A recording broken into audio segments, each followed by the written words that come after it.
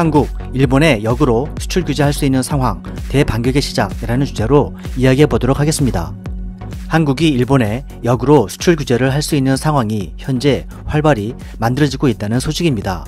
중소벤처기업부에서는 지난 12월 말 최종 강소 100 프로젝트를 계획하고 1차 최종 55개의 우수 중소기업을 선발해서 소재 부품 장비 분야에서 탈일본 독립을 목표로 250억 원을 투입하고 매년 1,000억 원 이상의 투자 펀드를 조성해서 올해부터 본격적인 지원에 나설 예정입니다.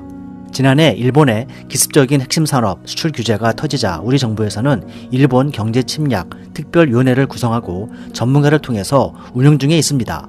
그런데 삼성전자 출신의 책임자는 현재는 국산 반도체 수출을 만일 제한한다면 일본의 전자산업은 큰 타격을 입을 수밖에 없다고 밝혔습니다. 여러 정보통을 통해 짐작하고 계시겠지만 메모리 반도체 분야의 75%를 점유하고 있는 세계 1위 삼성전자와 SK하이닉스가 아니면 다른 나라의 메모리 반도체의 품질은 일본 소니사 등의 테스트에도 미치지 못했기 때문에 결국 일본은 한국이 유일한 공급사라는 것입니다. 한국이 거래를 중지해버린다면 일본은 전자제품을 만들 수가 없게 되고 6개월 정도면 일본의 전자산업은 완전 마비가 될 수도 있다는 것입니다.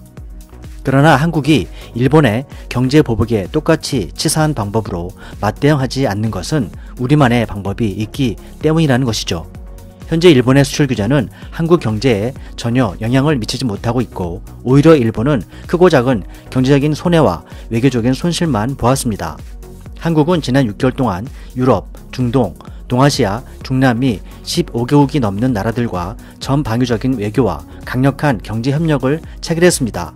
사우디의 600조 원 프로젝트, 카타르와의 200조 원 프로젝트, 인도네시아 자카르타 수도 이전 40조 원 프로젝트, 전세계 조선산업 80% 수출 계약, 러시아와의 북방 항로 개척 사업, 2020년 본격화되는 배터리 산업, 1800조 원 재생에너지에 대한 준비 등등 다양한 분야에서 미래 먹거리를 위한 핵심 산업 분야에서 한국의 기업들은 유리한 고지에서 2030년까지 혹은 2050년까지 수백 개의 중대형 프로젝트를 추진 중에 있습니다.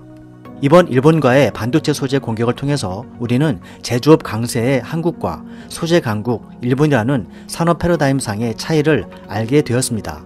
역사 이래 어느 나라도 소재 강국이 소재 몇 개를 가지고 제조업 강국을 이긴 사례는 없다는 것이 전문가분들의 이야기입니다. 일본 정부가 전문가들을 제쳐놓고 소위 어리석은 정치 쇼를 한 것인데요. 어찌됐든 지난 12월 말 한중일 정상회담 이후 일본의 자세는 수그러진 듯 보입니다. 그러나 한국의 반격은 이제부터 시작입니다.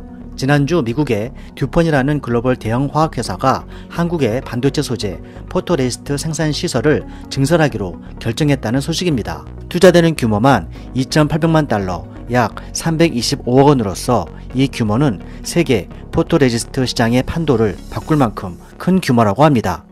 미국 듀폰사가 한국의 투자를 결정하게 된 이유는 한국이 5년 연속 외국인 투자 200억 달러를 달성한 안정적인 투자 환경과 특히 글로벌 자유무역 FTA 네트워크가 우수하다는 점을 꼽았다는 것입니다. 뿐만 아니라 한국의 수소경제 활성화, 핵심 소재 부품 장비 강화 대책에 관심이 높았다고 합니다. 현재 반도체 포토레시스트 점유율은 일본이 94%, 미국이 6%로 일본 의존도가 절대적으로 높은 상황입니다. 그러나 머지않아 탈일본이 가능해질 것 같습니다. 이러한 상황을 파악하고 최근 일본은 규제했던 포토레시스트 수출을 갑자기 허가하면서 교활한 외교를 여전히 이어가고 있는데요. 그러나 한국 정부는 묵묵히 우려의 길을 가면서 일본을 점점 옥죄이는 상황입니다. 지난주에는 중국과도 히토류 신소재 관련 기술 협력을 정례화하기로 결정했다는 것입니다. 히토류는 세륨, 란탄, 네오디뮴 등 17개 원소를 말하는 것으로 열 전도율, 자성 등 화학 성질이 우수해서 반도체는 물론 스마트폰, 자동차, 배터리, 카메라, 전쟁 무기까지 우리가 접할 수 있는 거의 대부분의 첨단 제품을 만들 때 반드시 필요한 중요한 원재료 중 하나라고 합니다. 미국 지질조사국에 따르면 중국은 지난해 전 세계 히토류 생산량의 70%가 넘는 12만 톤을 생산했습니다. 밝혀진 중국의 매장량만 4,400만 톤에 이른다고 합니다. 한국은 매년 히토류 소재 수입량이 늘고 있고 산업 저변이 약해서 저부가가치 영업에만 기업 활동이 집중돼 있었는데 이제 중국의 최대 중희토류 지역 연구기관 및 업계와 실질적인 네트워크를 구축하게 돼 희토류 재활용, 소재, 시장, 표준 개발 등을 통해서 국내 산업 전반에 걸쳐 소재와 부품 산업 경쟁력의 근간을 한층 더 강화하는 계기가 되었다는 평가입니다. 이로써 한국은 세계 최강의 소재, 부품 장비 국가인 이스라엘, 독일, 미국, 중국 이 모두와 기술 협력을 체결함으로써 탈이 일본을 단순히 넘어서 제조 산업과 더불어 상대적으로 취약했던 소재 부품 장비 강국으로의 토대를 구축함은 물론 첨단 산업과의 시너지는 더 크게 확대될 전망이라고 합니다. 미스터 돌프 TV였습니다.